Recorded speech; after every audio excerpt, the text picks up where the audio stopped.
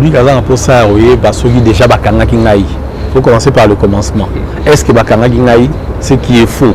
Il faut répondre na invitation, il y a magistrat oyo azako instruire dossier oyo tozana en mois différent na batu ya stade déjà dossier ya kala et passe à tous les jeudis et il fallait tout même moi ba complément et information mais na batu moko oyo balinga qui va profiter na occasion wana ya okutana na magistrat pour ba loba que bakangi ngai tozo ebate pour quelle raison batikala okanga ngai ata mukolo moko te surtout dans un dossier oyo biso moko toza ba plaignant donc ça n'importe quoi.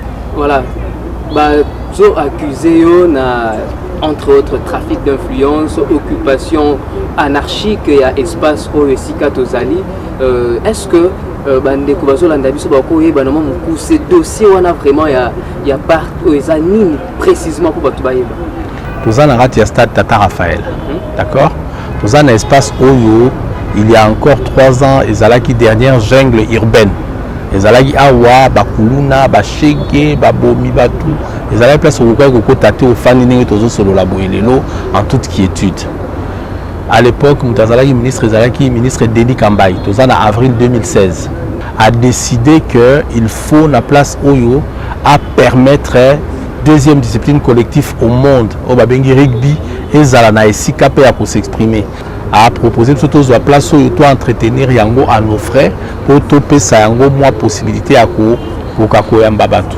Et tant que toujours ça la misala toujours le même ministre le gros là a besoin qui place où il y a parking place il y a piscine comme ça yango parking on se fait la besoin qui ça yango piscine parce que c'est important pour activité monsieur soupé et ben dans salama awa.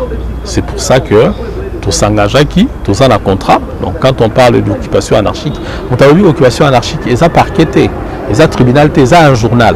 On t'a dit là a expliqué biso, notion on a inventé un monde nini. On t'a dit que la Kanagina est parqueté, et ça justice, et ça journal. Ce qui journal on a vu que la Kanagina alors on est à faire circuler, avis de recherche, il y a le Kouta, il y a le canular, il y a le 1er avril, à faire circuler un billet d'écrou, un mandat. Puisque hier à l'objet de la preuve journal. Pourquoi zo l'accès à noter? Soit l'accès à noter donc à ça qu'on juste à nuire ngai yangona parce que avocat n'a pas si ba engagé la procédure. Lelo oyo répète monaki et zoaki moi niveau sur le plan national to kenda ki pe na Rwanda to yaki na coupe mais aujourd'hui bo occuper espace oyo parce que c'est aussi au vu il y a des résultats oyo bo ramena ki ba pesi un espace oyo mais le lot est commis objet à la controverse belé. Bah oyo baza na sima ya makambwana ba ko bazo tia pression sima makambwana message ni relancer na bantu. Ba olemba vanga. Ba olemba vanga sport na Congo faut changer. Mon yibi ya mbongo ya sport na Congo fait si là. Il faut la discipline nyonso za la encourager to me maraba médaille ba coupe na mboka na biso ba sportif ba profiter na mbongo sport. Les athlètes à Tamura pour faire un sport comme non. Aux fédérations va respecter, bâtir par virement bancaire, au rendre compte dans l'état à la fin de l'année, va ça qui autant au salut performance nini, au salut musala nini. Il faut tout les médailles comme tina suka. Parce qu'on n'a pas distraire biso, pas chamwa milinga pour tout bunganzela, tout bunganzelate.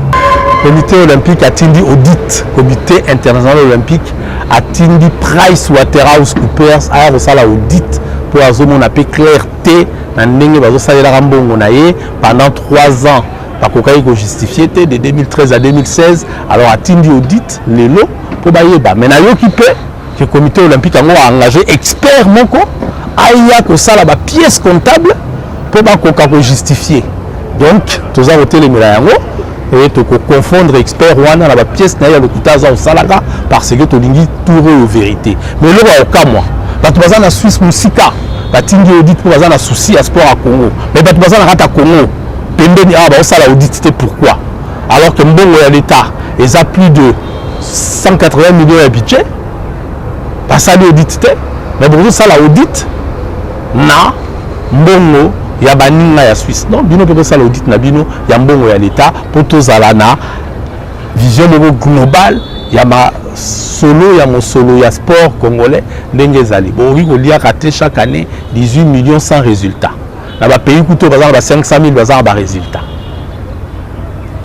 Merci beaucoup et si parce que tozo ki information et c'est ngaya to na source tous vraiment Oza ba journaliste ya solo solo.